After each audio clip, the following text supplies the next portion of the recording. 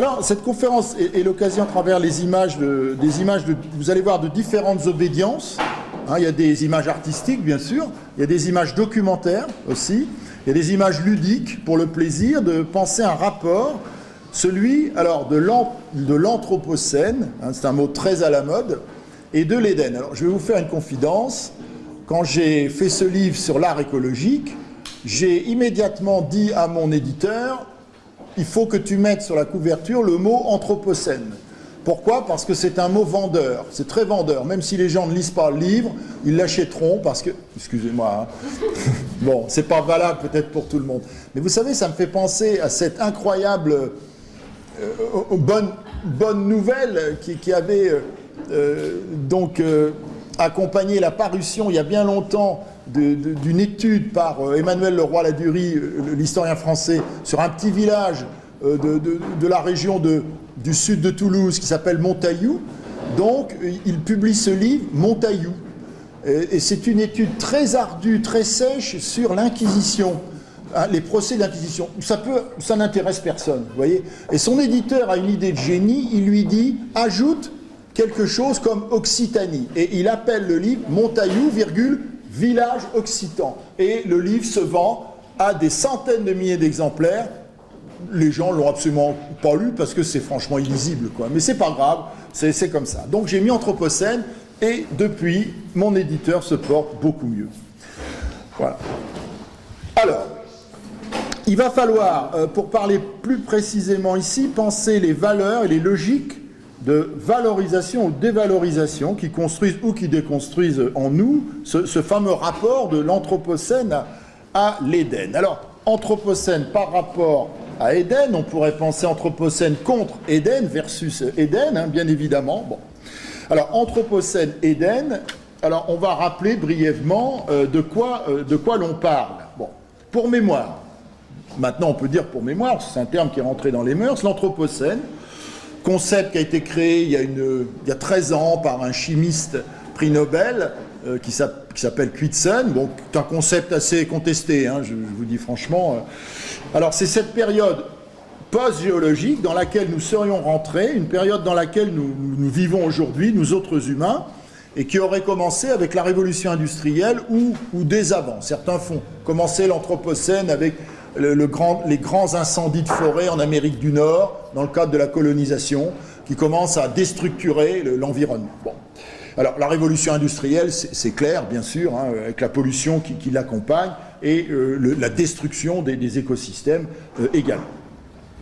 Alors, ce qui caractérise cette période qu'on appelle post-géologique, hein, on met du post partout maintenant, la post-vérité, bon, alors c'est le post-géologique, voilà, on est dans le post-géologique. C'est le fait que dorénavant, les activités humaines... On parle aussi de la post-politique avec les gilets jaunes. Mais c'est la fin de la politique, on est rentré dans l'âge de... etc. Bon. Alors, ce qui caractérise cette post-période post-géologique, c'est le post-fait que post-dorénavant, les post-activités post-humaines déterminent la vie de l'écosphère, de nos écosystèmes, plus que la détermine l'activité naturelle, hein, de notre planète elle-même. Bon. Alors, ceci, bien sûr, dans un sens noir, hein, l'Anthropocène est vraiment qualifié comme, on pourrait dire, un moment de déséquilibre, on pourrait dire un moment déséquilibrateur, hein, qui détruit les équilibres naturels et qui est donc destructeur tout court. Alors, ce qui est intéressant, c'est que l'Anthropocène, on peut dire que c'est l'autre nom actuellement du négatif radical, hein, l'autre nom du pire, une situation de désastre, pour simplifier, où notre planète, faute de respect environnemental, au premier chef, est devenue notre victime, à nous, les humains, une victime à l'agonie ou peu s'en faut, sachant que la responsabilité de l'être humain, la nôtre, donc, est posée avec ce qu'on pourrait appeler un corollaire rôdeur, hein, qui est la culpabilité ici, la tentation de la réparation factuelle, c'est-à-dire arranger le monde abîmé, et morale, c'est-à-dire se repentir, payer nos errements en matière de destruction environnementale. Alors du coup, qu'est-ce qu'on aurait perdu? Il y a une idée, on aurait perdu quelque chose où on serait en passe de perdre quoi? Eh bien l'Éden, justement, l'Éden, pour mémoire, de même, l'Éden, ou si vous préférez, le paradis. Bon. Alors le paradis. De même qu'on a défini un peu l'Anthropocène, on va définir le paradis, l'Éden, puisqu'on ne va parler que d'eux ce soir, ce sont les deux stars, c'est pas moi la star ce soir, c'est l'Anthropocène et l'Éden.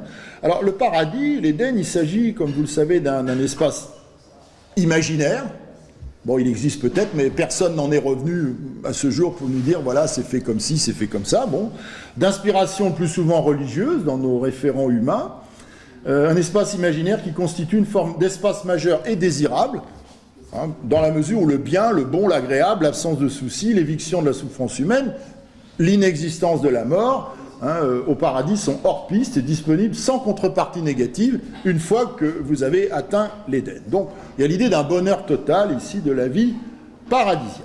Alors pensez l'Anthropocène comme l'Éden en les articulant donc l'un à l'autre ne peut pas malgré tout se faire en recourant à un comparatisme. C'est-à-dire on pourrait comparer, mais c'est maladroit pour cette raison simple.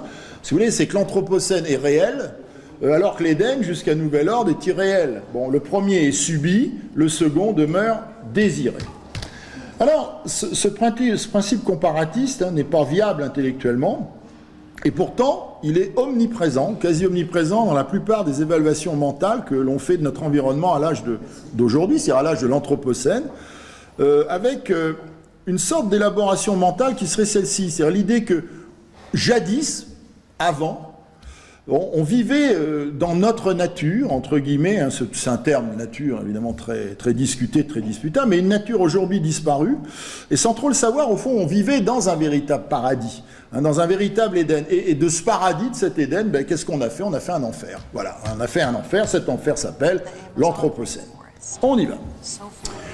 Premières images ici, voilà. Donc je demanderai parfois à Nicolas, je remercie, de baisser un petit peu le son. Voilà.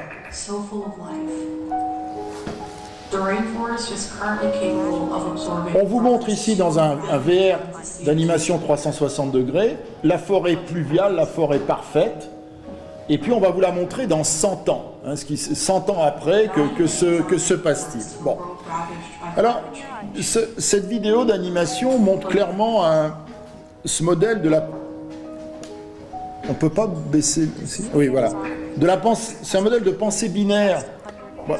Voilà, 100 ans plus tard, regardez le résultat. Bon, passage de l'humain par là. Bon. Si vous voulez, il y a un modèle de pensée binaire ici, c'est l'idée qu'il y a le monde premier qui est le monde respectable. Bon, on va dire ce monde que nous avons perdu. Et puis, il y a aujourd'hui ce qu'on pourrait appeler le monde dernier. Après le monde premier, il y a le monde dernier. Haïssable, cette fois, c'est le monde perdu. Vous voyez, cette espèce tout le temps on pourrait dire, de jeu de ping-pong dans les mentalités contemporaines. Alors, c'est très visible dans le trailer ici d'un film qui vient de sortir, qui est un film canadien, qui s'appelle Anthropocène. Carrément, c'est carrément le titre du film. C'est évidemment une sorte de... Oui, on peut y aller, oui. Voilà. Donc, un film catastrophe.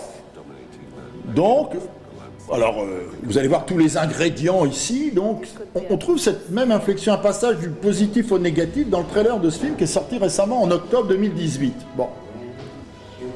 Alors, monte un petit peu. Alors.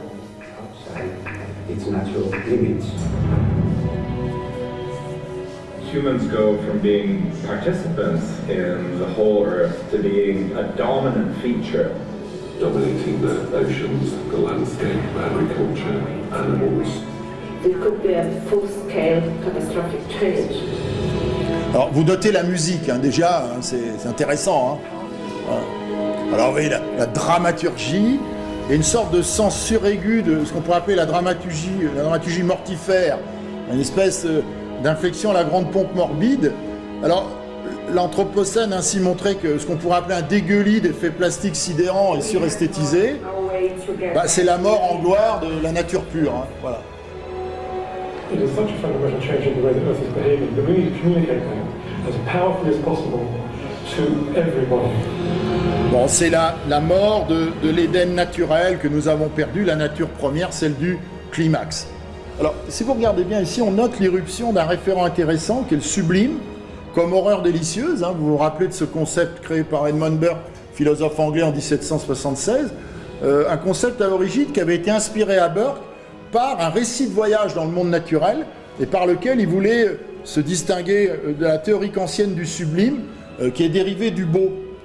Alors, le beau, pour définir le passage de l'Éden à l'Anthropocène, qu'on vous montre ici, le beau, ça suffit pas, car si je reprends la qualification kantienne du beau, le beau, c'est ce qui plaît de façon désintéressée et sans concept. Alors que le sublime, au contraire, il vous ajoute une sorte de couche dense de matière critique.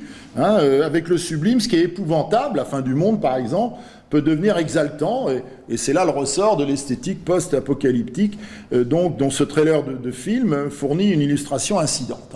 Voilà, donc vous voyez ces espèces de manières de poser la question. Alors, médiatiquement parlant, pendant que commence cette œuvre que je vais vous présenter, mais je vous la laisse donc découvrir, c'est traduit, donc on peut baisser un petit peu le son. Donc, vous voyez, médiatiquement parlant, le rapport de l'humain à l'Éden comme à l'Anthropocène, on pourrait dire c'est un rapport souvent hyperbolique. Hyperbolique au sens étymologique de ce qui est vu par un principe d'excès. L'Éden, ce n'est pas le réel, mais c'est plus, mieux. L'Anthropocène, c'est le réel, mais exacerbé dans sa déréliction, dans son caractère abîmé. Bon. Alors, dans les deux cas, vous avez vu, il faut en rajouter. C'est ce qu'on a vu avec ce trailer qui vous montre ce qu'on pourrait appeler une esthétique plus. Alors, l'idée, c'est que l'Éden, eh bien, a été le grand récit des religions du salut, le grand récit pour parler comme Jean-François Lyotard, et aujourd'hui, l'Anthropocène, il est en passe de devenir le grand récit de l'option contemporaine du non-salut. L'idée que nous n'en sortirons pas, oui, mais notons que nous n'en sortirons pas non plus sans être confrontés à une effarante beauté, l'effarante et séduisante beauté de la fin du monde. Voilà. Alors, esthétiser la fin du monde ou la fin d'un monde décisif pour notre espèce, la nôtre, esthétiser en somme le passage de l'Éden à l'Anthropocène, il y a à cette procédure plusieurs réponses possibles dans le champ de l'image mobile et on va en voir quelques-unes. Vous avez ici une vidéo qui date de 2015, que certains ont peut-être vue au Grand Palais. Elle a été présentée au mois de décembre, il y a exactement un an, au Grand Palais par Jérôme Neutre.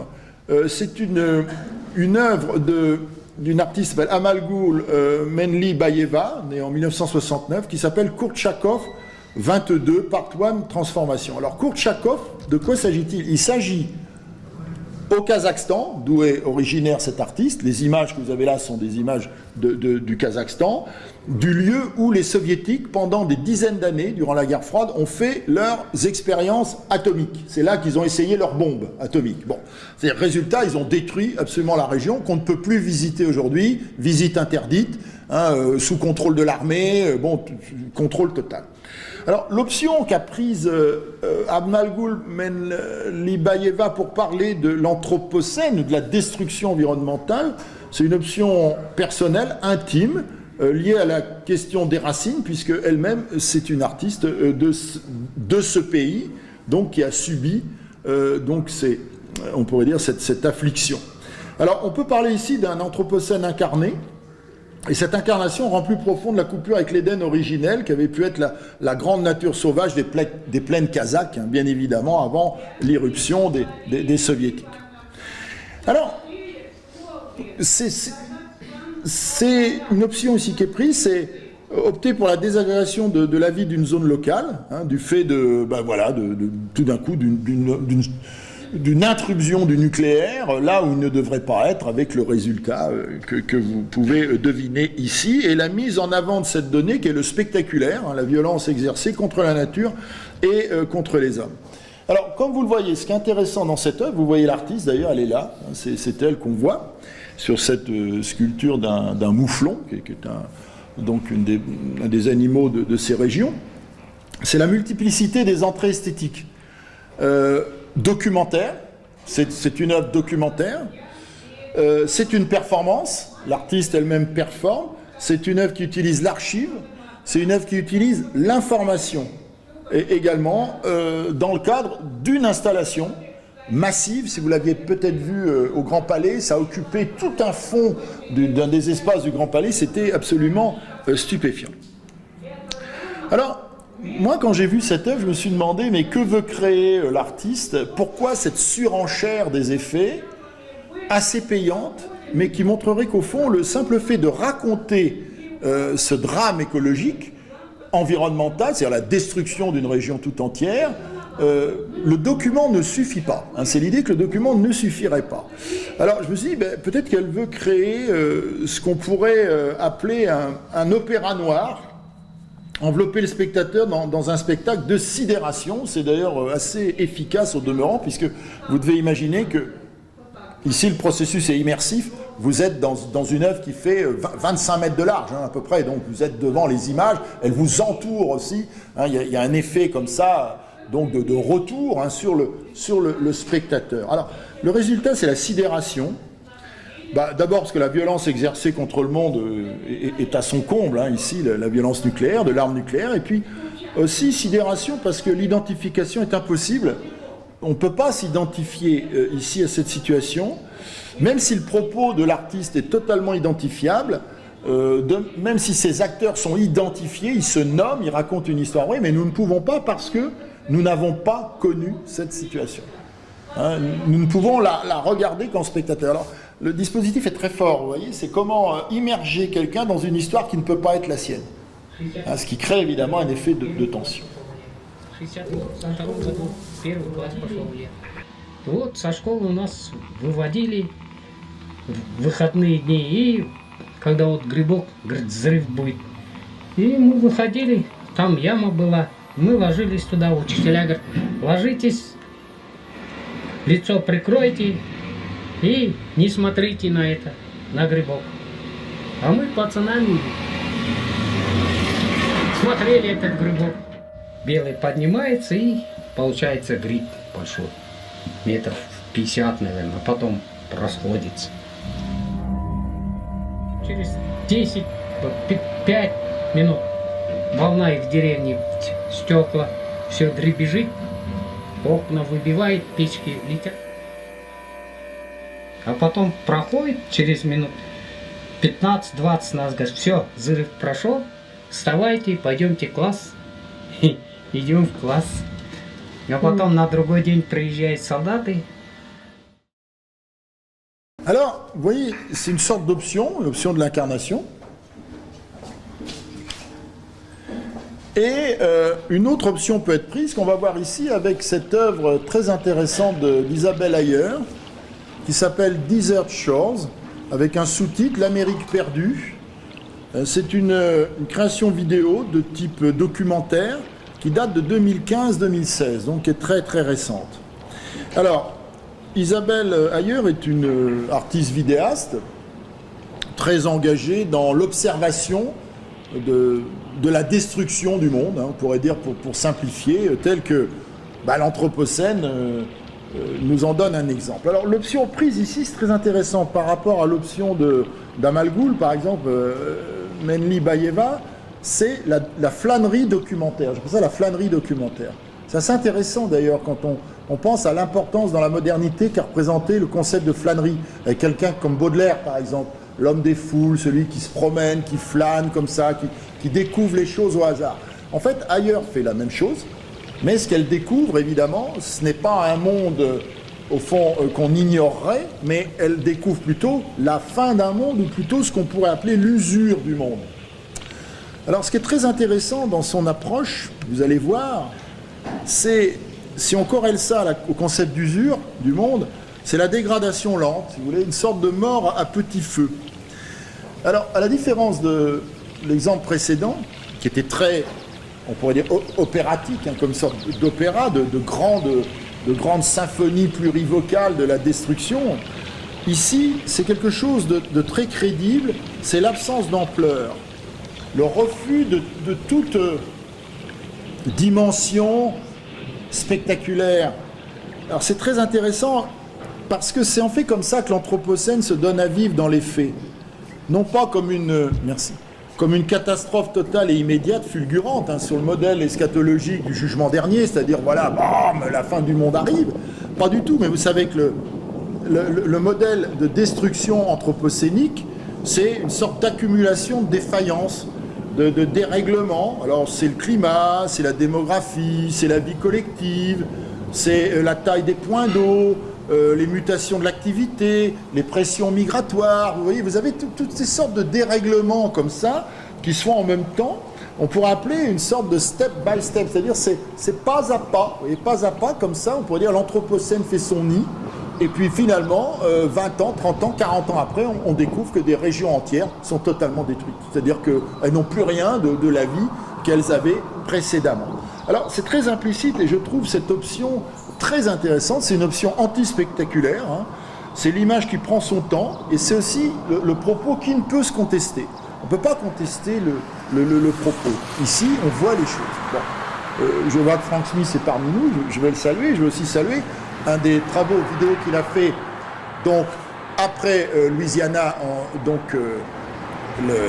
en Louisiane, pardon, après terrible événement, donc évidemment de la submersion d'une partie de la Floride et de la Louisiane, donc dans différentes îles du golfe du Mexique, où également on a la même procédure, c'est-à-dire l'image qui prend son temps, qui enregistre les faits sans vous violenter, mais au fond qui forme un point de vue par soi-même qu'on ne peut même pas contester nous-mêmes. Bon.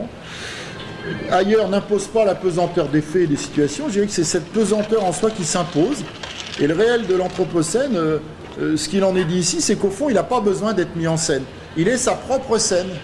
Ah, et cette scène, on pourrait l'appeler un obscène au sens voilà, de quelque chose qu'on ne peut pas voir, bien sûr. Et un obscène à l'encontre de l'étymologie du terme obscène, qui est lié au hors-scène, ce qui est en dehors de la scène, ce qui doit être mis en dehors. Or ici, on est sur la scène, bien évidemment.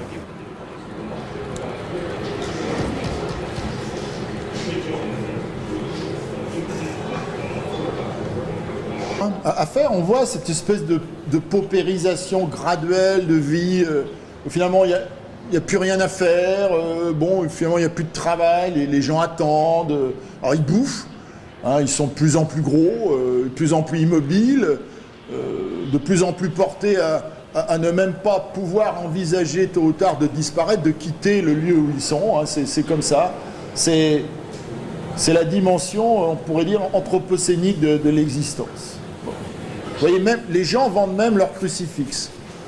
Symboliquement, ça veut sans doute dire quelque chose. Voilà.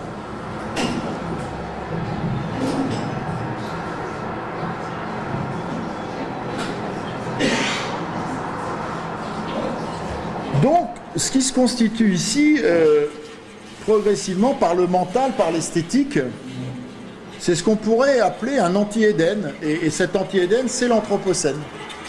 C'est le moment même de la perdition humaine dans l'espace, d'une territorialité elle-même perdue, vaincue, déchue.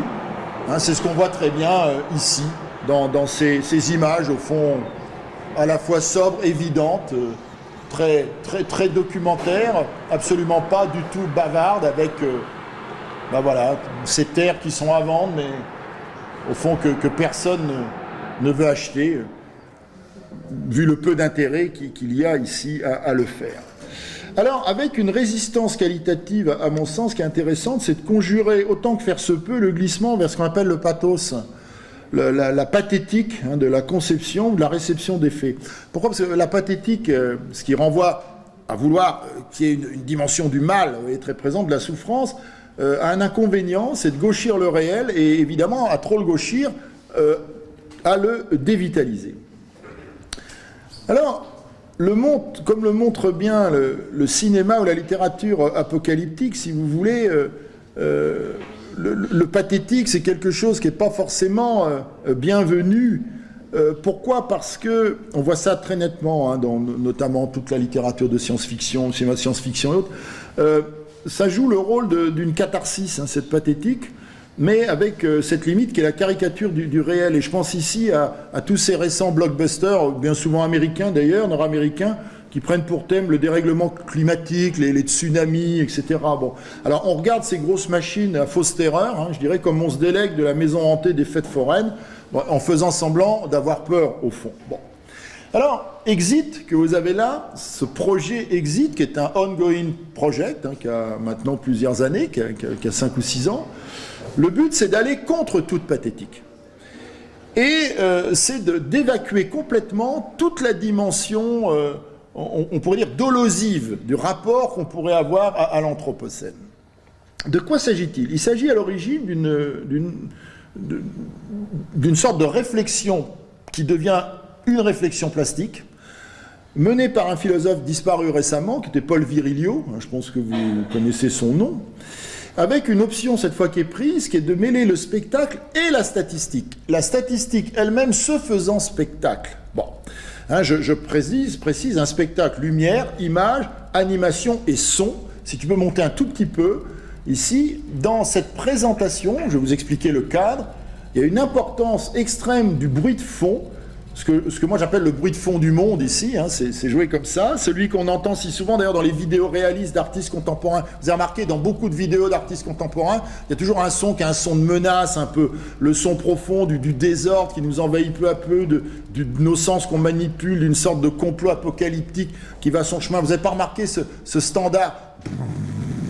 Vous avez remarqué ça dans les expositions? Bon, voilà, ça veut dire faites gaffe, c'est mauvais, restez pas trop longtemps, voilà, faites attention. Bon, alors, Virilio, il est quand même tombé un peu dans le panneau aussi. Alors, qu'est-ce que c'est qu'Exit que vous avez là? Bon, ça se déroule pendant que, écoutez, les petits bruits, c'est intéressant, bon. Au fond, c'est quelque chose qui parle de notre anti-Éden, c'est-à-dire du monde à l'âge de l'Anthropocène. C'est un spectacle, mais qui, le plus possible, met en avant ce qu'on pourrait appeler l'anti-spectacle. Bon, alors, comment accéder à l'anti-spectacle? En l'occurrence, on va neutraliser le plus possible le propos, sans le désesthétiser totalement. Il reste, comme vous voyez ici, bien des choses plastiques, mais ce qui prend le dessus, c'est la statistique. On pourrait dire la froide statistique. La statistique, prétendument, est toujours froide. C'est comme ça.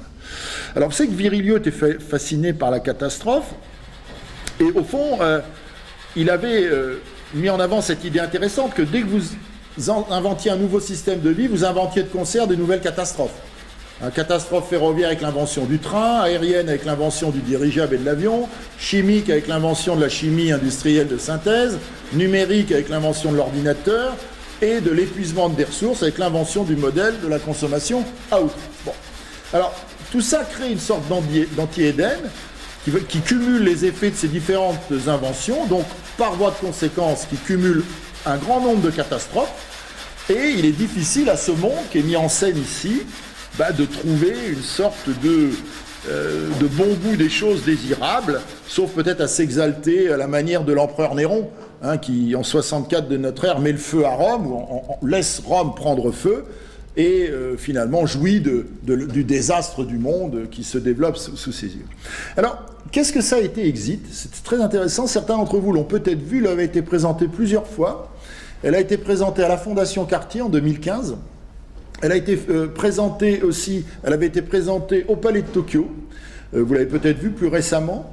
Et il s'agit en fait, on pourrait dire, une œuvre d'art informative qui expose donc de l'information et des statistiques avec tout un appareillage vraiment graphique très poussé dans un cadre que vous ne pouvez pas imaginer parce qu'il faut y être, vous êtes dans un cercle et toute l'information visible tourne autour de vous. Vous êtes absolument immergé, donc la plupart des gens regardent Exit d'ailleurs, soit en se mettant contre un mur, en regardant les 9/10 de l'ensemble présenté, soit en s'allongeant par terre, ils s'allongent et on regarde ça comme une sorte de spectacle. C'était assez curieux, bien évidemment. Bon, alors, le mobile de Virilio ici est pédagogique.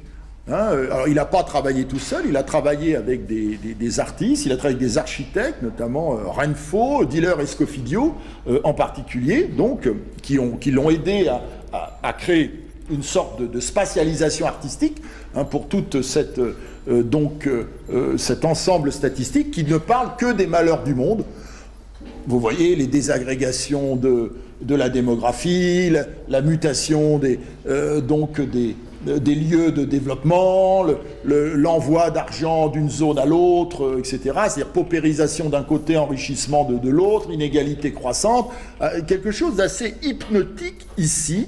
Donc, pour prendre avec clarté mesure du chaos de notre Anthropocène, donc la manière dont il se développe. Alors, c'est intéressant, c'est une œuvre aussi à 360 degrés. Le 360 degrés, l'immersif, est quelque chose qui va bien avec l'idée d'Anthropocène. comme à nous mettre à l'intérieur d'une catastrophe dans laquelle nous sommes déjà très largement engagés.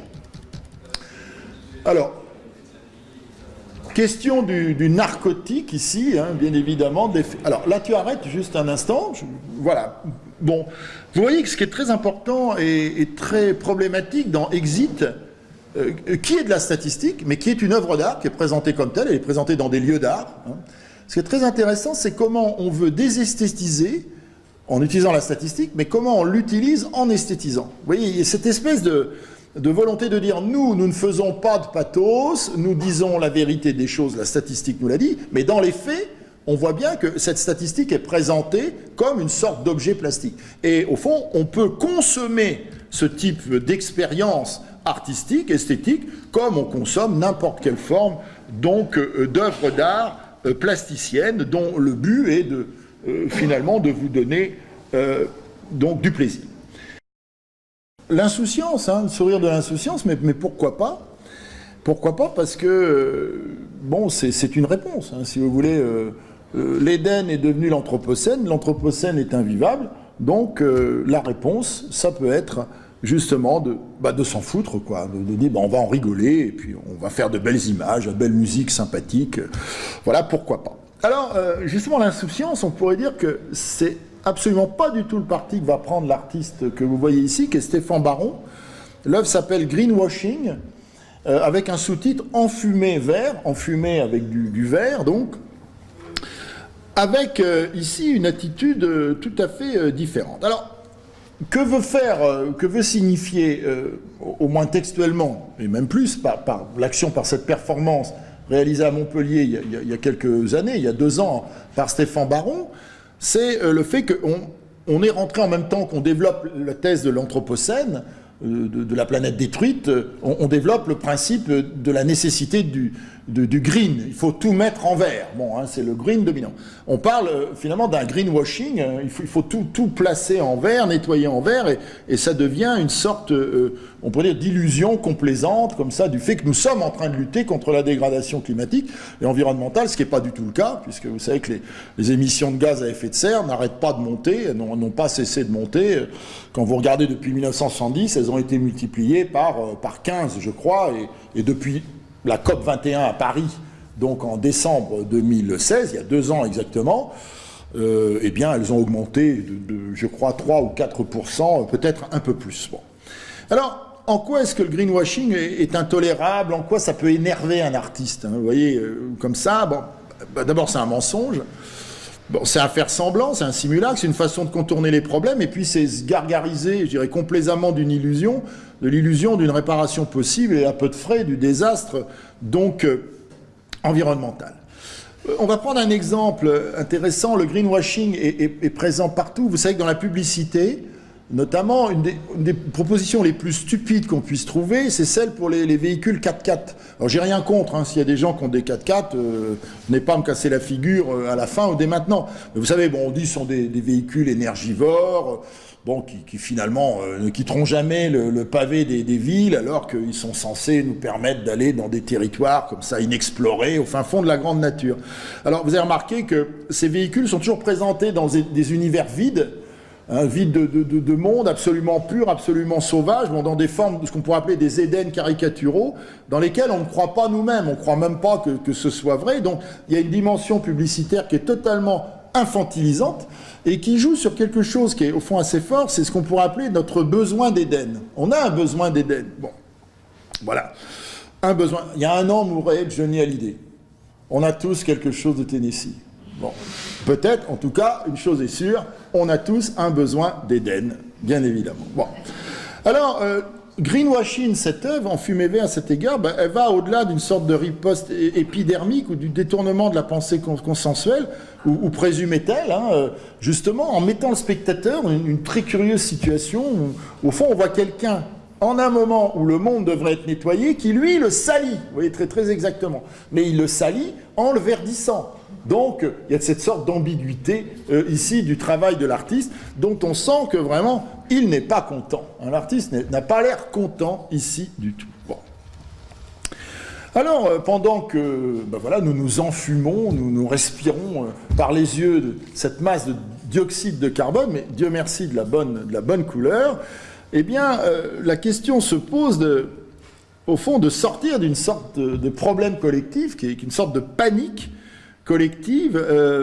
La question étant, comment en finir avec l'Anthropocène d'une façon sérieuse, comment aller au-delà de la colère, de l'épidermique, ou au-delà de l'insouciance, par exemple. Bon, comment s'installer, finalement, dans une situation où ça irait mieux dans nos têtes, dans nos consciences, dans nos esprits et finalement dans nos vies, sans être caricatural, hein, voilà.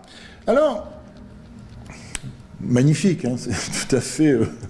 la première fois que j'ai vu cette œuvre, je me suis dit, mon Dieu, mais j'espère qu'il avait pris un masque à gaz, parce que c'est pire que les gilets jaunes sur les un samedi après-midi sur les Champs-Élysées, hein, vous êtes bien d'accord, hein, c'est autre chose quand même, hein, bon, voilà. Bon. Remarquez, c'est beau comme une... Ils ont fait brûler une Porsche, je ne sais pas si cette Porsche qu'ils ont brûlé, ce beau véhicule allemand de luxe, quand elle a brûlé, est-ce qu'elle était verte? Est-ce qu'elle a brûlé vert? Je ne sais pas. Je ne sais pas s'ils ont enfumé vert la capitale. Voilà. Bon, ben... très bien. Bon, l'idée, au fond, c'est quoi? C'est l'idée que il faut essayer de trouver une manière de s'en sortir qui puisse être crédible. Et pour les artistes eux-mêmes, trouver peut-être des propositions, qui sont des propositions qui nous, spectateurs, nous fassent... en fait, nous sentir moins mal dans cette situation très, très difficile. Pas forcément au point que nous soyons enthousiastes, mais quand même que nous retrouvions ce qu'on peut appeler l'ancrage, hein, la relation au sol terrien, au sol terrestre, sans faire du Heidegger à la petite semaine, hein. Bon, en rappelant quand même que ce monde est le nôtre, d'une part, et d'autre part que nous n'en avons pas d'autres. Nous n'avons pas d'autre monde, bien évident. Alors, je pense qu'une des données les plus importantes, c'est la réindividualisation de notre rapport, justement, au monde, à l'environnement. C'est-à-dire que toute la question de l'Anthropocène, toute la question du greenwashing sont, au fond, des questions publiques. C'est-à-dire qu'on a désindividualisé le rapport qu'on a au monde, on a regardé le réel avec une loupe totalisante, qui est celle des médias, alors que peut-être faudrait-il réapprendre à regarder le monde avec notre propre monde à nous-mêmes. Bon. La vision collective crée un sentiment nauséeux, dépressif et mélancolique dans le rapport à l'Anthropocène qu'on appelle la solastalgie. C'est un concept qui a été créé donc, par un penseur australien il y a quelques années. C'est le curieux sentiment de se sentir mal jusque chez soi, jusque dans son propre chez soi. Bon. Alors, l'idée, ce serait de reprendre notre souffle après s'être débarrassé de ces scories, disons, consensuelles, et de se lustrer, hein, de nous laver de nos péchés d'écocide, de nous purifier dans un monde dorénavant impur, ce qui est très difficile, sans tomber dans le piège de l'illusion. Alors, c'est une œuvre que j'ai mise, qui m'a paru intéressant ici, c'est une œuvre de Bill Viola, hein, vous avez reconnu le vidéaste américain, très, très, très connu, c'est une œuvre ancienne, Ascension, qui date de 2000. Bon, c'est évidemment très Bill Viola, il y a un côté très métaphysique, bon, ce corps qui plonge dans l'eau, comme dans l'eau du baptême, hein, si vous voulez, et qui ressort, en prenant son temps lui aussi, comme on pourrait dire, se chargeant des ions de positivité d'un monde pur, voilà, qui va en retour purifier le corps et la conduite donc, que nous pouvons avoir. Bon, d'où cette idée de l'ascension qu'on retrouve d'ailleurs chez Coldplay, up and up, hein, ça veut dire de mieux en mieux, ça veut dire aussi toujours plus haut, hein, il faut toujours viser plus haut avec des choses, même si elles sont assez basses. Alors, Ascension, c'est une œuvre justement assez intéressante de ce point de vue-là, bon, qui semble nous dire le monde, oui, il existe, oui, nous existons collectivement, oui, mais cette collectivité est faite d'individus qui chacun, au fond, doivent travailler à se sentir mieux eux-mêmes, ce qui veut dire, au fond, si tout le monde est dans ce sentiment, eh bien, la sensation sera meilleure. Alors voilà une œuvre intéressante d'une artiste qui s'appelle Sonja Henriksen, Les Trois Gorges, vidéo, donc installation. Alors je vous laisse lire ici cette œuvre a été inspiré récemment, en 2015-2016, à cet artiste par tout le travail sur l'aménagement en Chine, hein, que vous connaissez du Yangtze-Kiang, dans la zone des Trois Gorges. Ces projets extraordinaires, donc, qui ont complètement détruit l'écosystème local. L'artiste s'empare de ces images qu'elle va tourner, elle crée un immense dispositif vidéo immersif ici, dans lequel vous êtes, qui vous montre sous différents angles ce monde, comme ça, ce monde nouveau, très anthropophage, de la grande nature, bon, où on oscille entre le sentiment de la destruction de la nature, parce que c'est une zone qui a été complètement détruite, du point de vue de l'environnement, et le sentiment de cette magnificence extraordinaire du cadre naturel, ici, qui dépasse l'humain. Volonté, dit-elle, de présenter une super nature. Elle dit même une nature exagérée, hein, c'est le terme qu'elle emploie. Dispositif d'immersion, vous voyez, capter le spectateur, le méduser, hein, c'est assez visible par l'entremise d'un spectacle médusant, mais l'introduire aussi dans la partie avec le jeu des ombres. Vous remarquez que le jeu des ombres est très puissant, il est envahissant, il est ineffaçable aussi, hein, où que l'on soit devant l'image, l'ombre apparaît. Alors avec son symbolisme, évidemment, en plus de la réalité, et qui nous amène à poser la question, quel est le sens de l'ombre qui vient se ficher ici sur les images. Bon. Alors, cette ombre, quelle est-elle? N'est-elle pas celle, on pourrait dire, de poser la question de l'ancienne humanité, celle qui avait droit encore au paradis naturel, parce qu'elle ne l'avait pas encore détruit?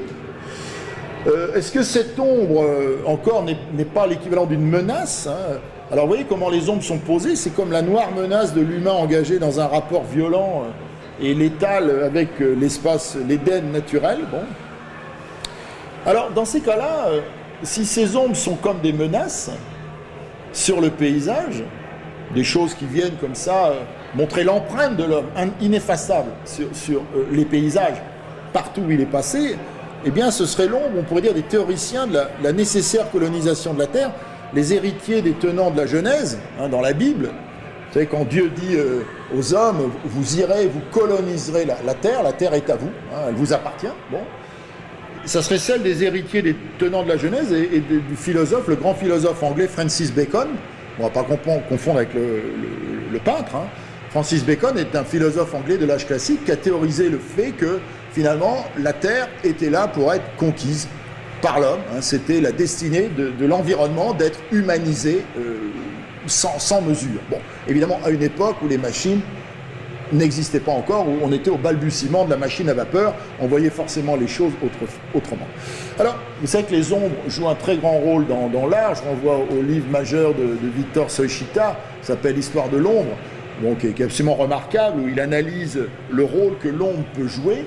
Et je pensais par exemple à l'autoportrait avec ombre d'Andy Warhol, où le rôle de l'ombre est démultiplié, donc dans le sens de l'ouverture, l'idée même d'humanité jusqu'à la métaphysique. Alors, ici, les ombres que vous avez vues, c'est plutôt des ombres qu'on va appeler des ombres occultantes.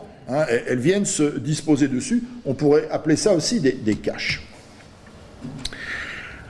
Alors, l'œuvre suivante est un véritable mystère. C'est une œuvre qui s'appelle Paradise, donc 2016, Paradis 2016. C'est curieux. Réalisé par des graphistes allemands, un studio de graphisme qui s'appelle le studio MAC, M-A-C-K, et qui vous est livré telle qu'elle a été créée dans une sorte de vision, donc du paradis, où vous remarquez que ici aucune violence ne s'exerce contre les corps. Vous remarquez que il n'y a pas de sang, par exemple, il n'y a pas de figures mortes, hein, il n'y a que des figures vivantes, mues, c'est très intéressant, par une sorte de rythme qui n'est ni rapide ni lent, dans la plupart des cas, c'est-à-dire un monde où les corps, où les figures prennent leur temps. Bon. Également un monde où on admet l'identité autre, avec un ensemble de figures hybrides, monstrueuses, chimériques, hein, en très grand nombre. Alors, un monde qui semble tourner en large part autour d'un axis mundi, quand même très masculin, très phallique. Hein, ça déplaira certainement à ces dames. peut-être que ce paradis proposé par le Studio Mac est un peu trop viril. Hein, peut-être aurait-il fallu mettre une sorte de grande fontaine en forme de vagin, par exemple, au centre, hein, pour peut-être équilibrer les propositions. Alors, ce qui est intéressant, c'est le calme, la répétition calme, l'hypnose, et on ne peut pas ne pas penser à Baudelaire, là tout n'est qu'ordre et beauté, luxe, calme et volupté, hein, d'une certaine façon, bon, hein, voilà, on pourrait dire l'ailleurs baudelairien, qui est un ailleurs de la vie possible, hein, l'ailleurs romantique de la vie possible, serait représenté ici. Alors, au fond, ce qui est intéressant, c'est que les choses et les postures, dans ce cas, prennent leur temps d'advenir, et à l'œil est laissé le temps de se saisir de cette espèce d'immense univers, de la différence non conflictuelle, dans un monde qui ne semble pas connaître la nécessité, et où finalement le mécanique est quelque chose quand même d'humain, par sa lenteur, par sa douceur, qui affecte même les espèces végétales. Hein. Vous voyez que les végétaux eux-mêmes sont affectés d'une sorte de vie profonde. Alors, au fond, peut-être, je me demandais, en regardant cette œuvre, je me demandais, peut-être est-ce cela l'Éden, le lieu où l'humanité trouverait l'opportunité de se développer pleinement, même finalement au regard de l'imaginaire qu'elle produit sur elle-même, ou qu'elle produit à partir du monde dans lequel elle vit, qui est un imaginaire aussi, qui permet toutes les ouvertures. Alors, on est dans l'ère du post, hein, c'est du post Jérôme Bosch, mais hein, du Jérôme Bosch actualisé. Alors, l'œuvre suivante est un film, hein, c'est un documentaire de 2018, donc un film de Jacob Hurwitz Goodman et Daniel Keller qui s'appelle Seasteaders, très difficile à traduire, hein, they call themselves seasteaders, littéralement ceux qui s'immiscent dans la mer, ou ceux qui le font à la place d'eux. Alors, il s'agit d'un film très intéressant, d'un documentaire sur ces gens qu'on appelle les libertariens, vous connaissez sans doute. Les libertariens, ce sont des gens qui ont décidé de vivre en dehors de la société constituée, des sociétés constituées, en créant leur propre société. Et pour eux, rien de plus logique pour ces sociétés qui sont des Édens, les nouveaux Édens, séparatistes, eh bien, de créer ces lieux, donc, sur des îles, hein, comme d'ailleurs la République de Platon, qui est sur une île, l'Utopia de Thomas More est sur une île, hein, même la Cité du Soleil du moine médiéval Campanella, elle aussi, est à l'écart du monde. Bon, c'est le modèle séparatiste, on le trouve même dans la ville Disney à Orlando, en Floride, qui est Celebration, qui a été créée dans les années 90. Bon. Dans tous les cas, l'hypothèse de départ ici, c'est la corruption de l'alentour, l'incapacité des systèmes existants à garantir l'harmonie et l'épanouissement. Donc vous avez une perspective à la fois antisociale et anarchiste, au sens politique premier du terme, hein, qui a été créé par Thoreau au XIXe siècle, la désobéissance civile par Max Stirner, l'unique est sa propriété. Alors, de quoi s'agit-il? Ce que vous explique cet homme. Il dit, la démocratie, ça marche pas, les systèmes constitués, ça marche pas, donc, eh bien, si on veut créer notre Éden, le paradis, eh bien, il faut se séparer, il faut être séparatiste. Et ils ont proposé, et c'est un comble, ils ont proposé à Tahiti, donc en France, hein, la Polynésie française, ils ont proposé à Tahiti le droit de pouvoir construire une île, une ville flottante, hein, pour eux-mêmes, dans laquelle ils vivront dans une sorte d'autarcie. Voilà. Et alors le comble, c'est que ça a été accepté dans ce pays qui est le mien et qui est, paraît-il, une république sociale. Bon, voilà. Alors c'est un mouvement intéressant, hein, libertarien, parce qu'on peut le relier au socialisme utopique du 19e siècle, mais à l'envers, hein, très exactement à l'envers, puisque ici, c'est la question de l'Éden privé, la privatisation du bonheur au profit des plus riches, bien évidemment. Bon, en fait, c'est l'équivalent des gated cities, hein, qu'on a aujourd'hui, des cités fermées, mais avec, ici, on pourrait dire un vernis beaucoup plus prestigieux, beaucoup plus impressionnant, et produit par... On va laisser cette œuvre commencer, par l'idée que l'enfer, toujours, c'est les autres, hein, comme disait Sartre dans Huis clos, lors même que, comme l'a montré l'exemple de Celebration, les ennuis viennent souvent de l'intérieur même des communautés fermées. Je rappelle pour mémoire que dans à peu près tous les pays du monde, le crime est d'abord une affaire familiale, à peu près à 90%. Hein, donc, voyez, l'idée qu'il faut se séparer des autres, bien évidemment, pour vivre bien, est une illusion complète. Alors, au fond, il faut réapprendre peut-être la proximité, il ne faut pas se berner des illusions du séparatisme comme possibilité de réélaborer des Édens à partir du moment où ces Édens sont cernés par la misère, la pauvreté ou la désorganisation. Ce ne peut pas être des Édens, bien évidemment. Bon.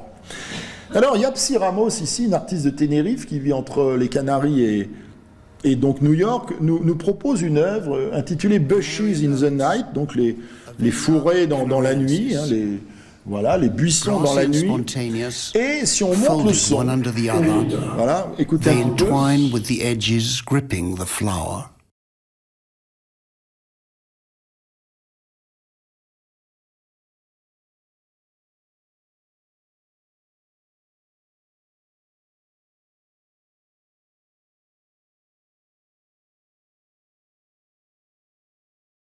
Fennel, Funiculum vulgare, an intense herb with long shoots over short shoots that become hard to avoid any loss of fluids.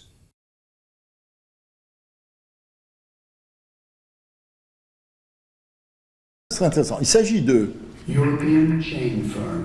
Il s'agit de formes végétales, des espèces végétales, analysées par un spécialiste, un naturaliste, qui parle de justement la sexualité de ces plantes. Le rapport qu'elles entretiennent avec le paysage, avec leur environnement, comment elles s'adaptent, etc. Bon.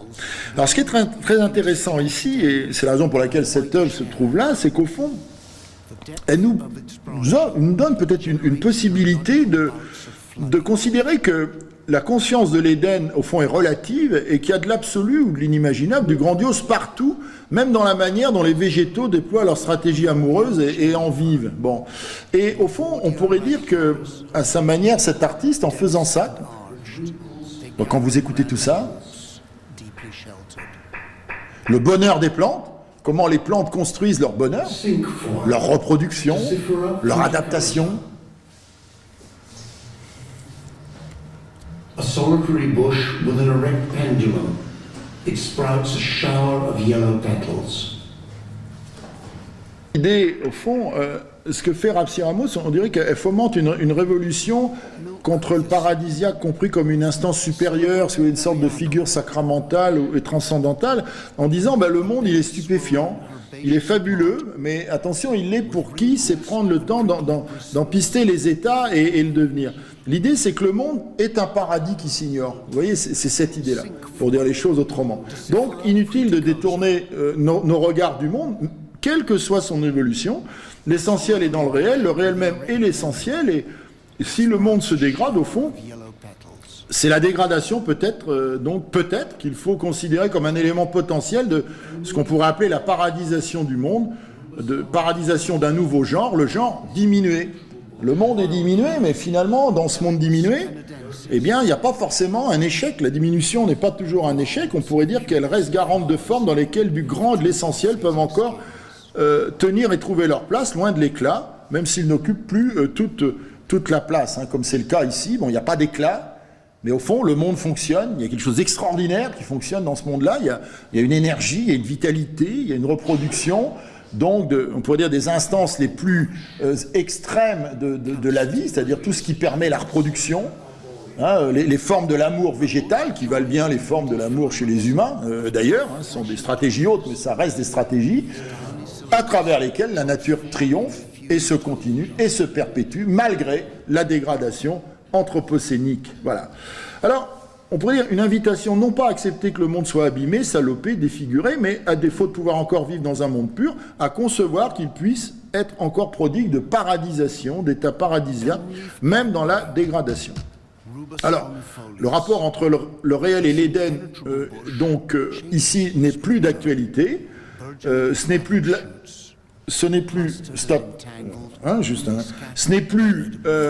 donc ou la boue, le réel, ou l'or, l'Éden, mais autre chose, une réalité qui nous est donnée comme un conglomérat de boue et d'or, une réalité où l'Éden ne flamboie plus, mais malgré tout n'a pas cessé d'exister. Donc on a un appel implicite, je trouve ici, à décaler notre angle de pensée, hein, comme on dirait notre angle de vue, et un appel implicite à cesser de voir le réel, même abîmé, comme une entité finie, mais plutôt à le voir comme un espace-temps spécifique, celui d'aujourd'hui, celui des calamités, on est d'accord, mais tout autant de la persistance d'un être édénique. Alors, ce qui est intéressant dans les images de Yapsi Ramos, c'est qu'on n'est pas aveuglé, vous voyez, il n'y a pas d'aveuglement, pas d'aveuglement, mais il est dit quand même que nous aurons encore des aveuglements, hein, pour peu que nous sachions regarder. Allons-y.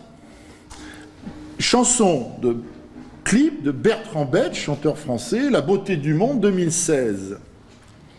Image de Benjamin Teurier. Alors, regardons les images. Dans le charivari du monde.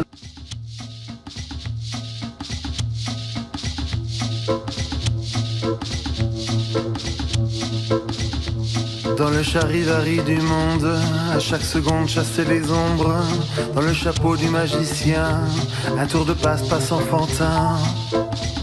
L'image ici, la chanson, c'est une leçon intéressante. C'est, au fond, on est dans le monde de l'immédiateté, la vie courante. Hein, et il y a une leçon peut-être à penser à propos de notre rapport à l'idée d'Éden, bon, qui est aujourd'hui vicié par une idée qui est celle de la gradation. C'est-à-dire qu'on place toujours l'Éden sur la gradation haute. Or, j'ai envie de dire que la sagesse recommanderait plutôt de dégrader la position haute, c'est-à-dire le sublime, au profit de la position vivable, c'est-à-dire le sublime à mettre d'être sublime dans la détranscendance. Hein.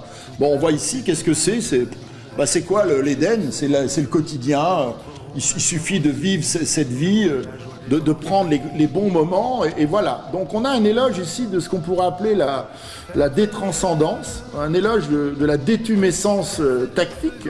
Vous savez que dans nos pensées, l'Éden, c'est souvent l'équivalent de l'érection, de l'orgasme. Hein, et je dirais que ici, on voit qu'il importe, il faut le faire débander, si je puis me permettre, hein, en apprenant à jouir non des érections majeures, mais des moments érectiles, hein, ce qui n'est pas tout à fait la même chose, au profit de la saccade, et le montage, les instantanés, en oubliant l'éternité, tout ce qui, dans l'éternité, renvoie à l'unique, à l'absolu, au majeur, avec les majuscules, d'hypostase, bien évidemment, c'est-à-dire des formes de l'Éden qui, au fond, ne sont pas vivables au concret et au jour le jour.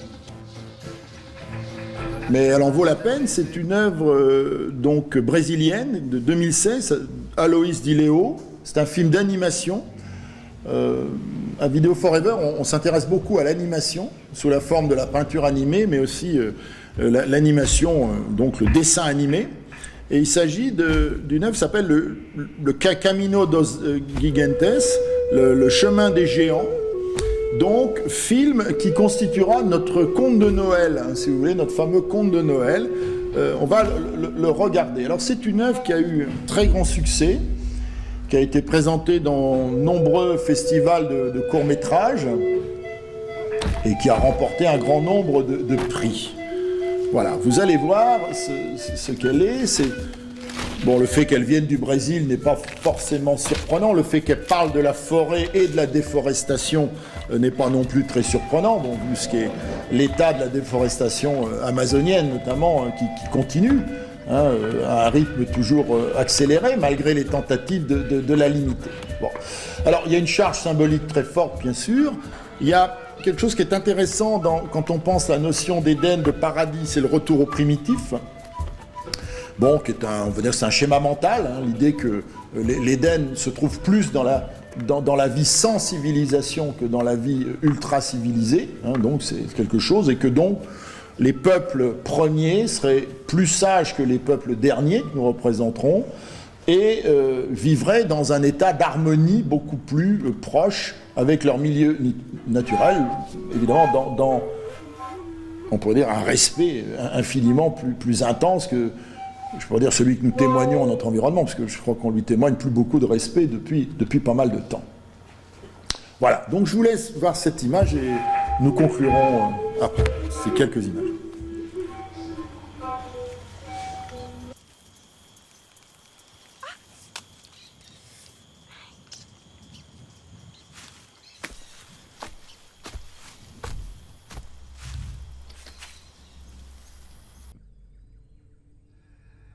Dire on va pas être stupide quand même, hein. Ça doit être Noël, on va pas se mettre à croire dans la pensée magique, hein. On pourrait tous taper du pied comme ça et puis faire en sorte que de nos villes sortent des forêts primaires. Mais bon, une sorte de fest-noz comme ça, donc de Noël. Bon, alors, même si on va pas croire à la pensée magique, même si le magique est une constituante essentielle pour penser l'Éden, évidemment pour surmonter le traumatisme de l'Anthropocène, de fait. Alors, nos consciences sont rationnelles, mais elles sont aussi portées au magique, hein, c'est comme ça. Bon, il y a aussi quelque chose du chaman en nous, hein, d'une manière ou d'une autre. Bon. Alors, selon le modèle en Occident de la volonté de croire en un monde meilleur, hein, en un monde rédimé. Alors, j'ai envie de dire que, moi, ce que m'inspire un peu ce magnifique dessin animé, c'est que comme l'affliction, comme le désespoir, comme le sentiment que tout est perdu ou pas loin, la foi dans la possibilité du mieux est indéniable et structurante. Alors, on va dire l'Anthropocène, d'accord, mais nous n'avons pas tout à fait perdu le monde.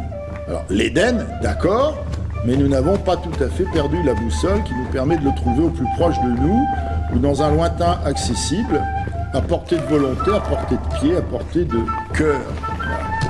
Alors, le monde s'effondre, soit, mais en nous, l'espoir ne veut pas mourir. La joie ne veut pas crever. Donc, l'hypothèse de la possibilité de l'Éden demeure, comme une faute peut-être, comme un signe d'erreur, mais qu'importe, la faute, l'erreur n'empêche pas de respirer, hein, que je sache, de ressentir, de vouloir. De vouloir que, malgré l'Anthropocène qui galope, eh bien, l'Éden trouve encore l'opportunité de coller à nos semelles pétrolisées et à nos consciences enfumées au dioxyde de carbone. De vouloir que l'émerveillement soit possible ici-bas, et encore, et encore, et encore, et encore, maintenant, et pour des années encore, des décennies. C'est Noël, alors tant qu'on y est, pour les siècles des siècles. Amen. Je vous remercie. Merci. Alors, merci à tous.